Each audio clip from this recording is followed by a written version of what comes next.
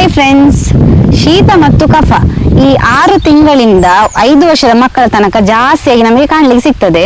ಹಾಗೆ ಇದ್ದಾಗ ನಮಗೆ ಮನೆಯಲ್ಲೇ ಸಿಂಪಲ್ ಆಗಿ ಸಾಂಬ್ರಾಣಿ ಎಲೆಯಿಂದ ಮನೆಮದ್ದು ಮಾಡಿಕೊಳ್ಬಹುದು.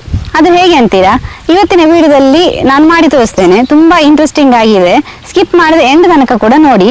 ವಿಡಿಯೋ ಸ್ಟಾರ್ಟ್ ಮಾಡೋಕ್ಕಿಂತ ಮೊದಲು ನಂದೊಂದು ಸಣ್ಣ ರಿಕ್ವೆಸ್ಟ್, ನಮ್ಮ ಯೂಟ್ಯೂಬ್ ಚಾನಲ್ ಕರಾವಳಿ ಮಿರರ್ ಆ ಚಾನಲ್ನ ಯಾರಾದ್ರೂ ಹೊಸಬ್ರು ನೋಡ್ತಾ ಇದ್ರೆ ಸಬ್ಸ್ಕ್ರೈಬ್ ಮಾಡಿ, ಹಾಗೆಯೇ ಬೆಲ್ ಐಕಾನ್ ಕೂಡ ಕ್ಲಿಕ್ ಮಾಡಿ.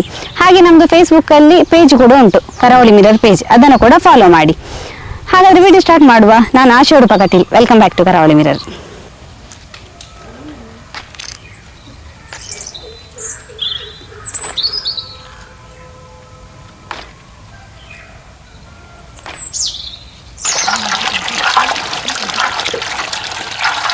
ನಾನಿಲ್ಲಿ 8 ರಿಂದ 10 ಸಾಂಬ್ರಾಣಿ ಎಲೆಯನ್ನ ಚೆನ್ನಾಗಿ ತೊಳೆದು ತಗೊಂಡು ಬಂದಿದ್ದೇನೆ ನೋಡಿ. ಇನ್ನು ಇದನ್ನ ನಾವು ಬಿಸಿ ಮಾಡ್ಲಿಕ್ಕಿದೆ. ಬಿಸಿ ಮಾಡ್ಲಿಕ್ಕೆ ಒಂದು ಕಾವಲಿಯನ್ನು ಇಟ್ಟಿದ್ದೇನೆ. ಕಾವಲಿಯ ಮೇಲೆ ಈ ಎಲೆಯನ್ನ ಇಡ್ಬೇಕು. ನಾವು ಒಂದು 2 ರಿಂದ 3 ನಿಮಿಷಗಳ ಕಾಲ ಇಟ್ಟರೆ ಸಾಕಾಗ್ತದೆ. ಈ ಎಲೆಯಲ್ಲಿರುವ ನೀರಿನ ಅಂಶ ಹೋಗ್ಬೇಕು ನೋಡಿ. ಈ ಎಲೆ ಸ್ವಲ್ಪ ಕಲರ್ ಚೇಂಜ್ ಆಗ್ತಾ ಬಂತು. ಈ ಹಸಿರು ಕಲರ್ ಇಂದ ಸ್ವಲ್ಪ ಬ್ರೌನ್ ಕಲರ್ ತಿರುಗ್ತದೆ. ಆವಾಗ ಇದು ಸ್ವಲ್ಪ ಈ ಎಲೆಯದ್ದು ನೀರಿನ ಅಂಶ ಕಡಿಮೆ ಆಗ್ತಾ ಬರ್ತಿದೆ ಅಂತ ಹೇಳಿ ಅರ್ಥ. ಅಂದ್ರೆ ಸ್ವಲ್ಪ ಬಿಸಿ ಆಗಿದೆ ಅಂತ ಹೇಳಿ ಅರ್ಥ ನೋಡಿ. ಆವಾಗ ಸ್ವಲ್ಪ ಹೀಗೆ ತಿರುಗಿಸಿ ಹಾಕಿದ್ರೆ ಆಯ್ತು. ಇದು ನಮಗೆ ಎದುರುಗಡೆಯಿಂದ ಹಾಗೆ ಹಿಂದುಗಡೆಯಿಂದ ನೋಡುವ ಹೇಗೆ ಕಾಣ್ತದೆ ನೋಡಿ. ಎದುರುಗಡೆಯಲ್ಲಿ ಅಷ್ಟು ಗೊತ್ತಾಗುದಿಲ್ಲ, ಹಿಂದುಗಡೆ ಪೋರ್ಷನ್ ನೋಡಿ ಲೈಟ್ ಗ್ರೀನ್ ಆಗಿರೋದ್ರಿಂದ ಸ್ವಲ್ಪ ಕಲರ್ ಚೇಂಜ್ ಆಗಿದ್ದು ನಮಗೆ ಎದ್ದು ಕಾಣ್ತದೆ. ಇದನ್ನು ಹಾಗೆ ನಾವು ತಿರುಗಿಸಿ ಹಾಕಿದ್ರೆ ಆಯ್ತು. ಈ ಮದ್ದು ನಮ್ಗೆ ಹಿಂದಿನ ಕಾಲದಿಂದಲೂ ಅಂದ್ರೆ ನಮ್ಮ ಅಜ್ಜಿಯಂದಿರೆಲ್ಲ ಮಾಡ್ತಾ ಇದ್ರು.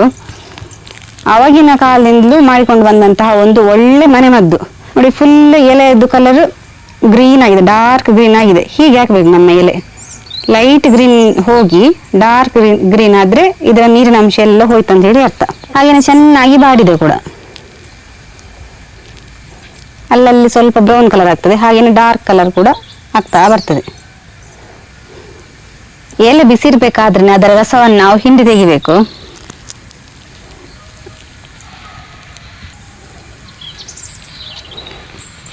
ನಾವು ತುಂಬಾ ಎಲೆ ತಗೊಂಡ್ರೆ ತುಂಬಾ ರಸ ಬರ್ತದೆ. ಒಂದ್ಸಲ ಹಾಕೊಳ್ಳುವುದಾದ್ರೆ ನಾವು ಇಷ್ಟು ರಸ ತೆಗೆದು ತಲೆಯ ನೆತ್ತಿಗೆ ಹಾಕೊಳ್ಳುವಂಥದ್ದು. ಇದನ್ನ 1 ರಿಂದ 2 ಚಮಚ ಸಿಕ್ಕಿದ್ರೆ ಕೂಡ ಸಾಕಾಗ್ತದೆ. ಚೆನ್ನಾಗಿ ಬಾಡಿಸಿದ್ರೆ ನಮಗೆ ಹೀಗೆ ರಸ ತೆಗಿಲಿಕ್ಕೆ ಬರ್ತದೆ ನೋಡಿ. ನಮ್ಗೆ ಇಲ್ಲಿ 1 ರಿಂದ 1.5 ಚಮಚದಷ್ಟು ರಸ ಸಿಕ್ಕಿದೆ ನೋಡಿ. ನಾನಿಲ್ಲಿ ಒಂದು 8 ರಿಂದ 10 ಎಲೆ ತಗೊಂಡಿದ್ದೇನೆ. ಆ ಎಲೆಯಿಂದ 1 ರಿಂದ 1.5 ಚಮಚ ಆಗುವಷ್ಟು ನಮಗೆ ರಸ ಸಿಕ್ಕಿದೆ. ಈ ರಸವನ್ನು ನಾವು 6 ತಿಂಗಳ ಮಗುವಿಂದ ಹಿಡಿದು 5 ವರ್ಷದ ಮಕ್ಕಳ ತನಕ ಕೂಡ ಹಾಕ್ಬೋದು. ಯಾವುದಕ್ಕೆ ಹಾಕೋದಂತ ಹೇಳಿದ್ರೆ, ತುಂಬಾ ಶೀತ ಹಾಗೇನೆ ಕಫ ಕಟ್ಟಿದ್ರೆ ಮಕ್ಕಳಿಗೆ ಈ ರಸವನ್ನು ಹಾಕುವಂಥದ್ದು.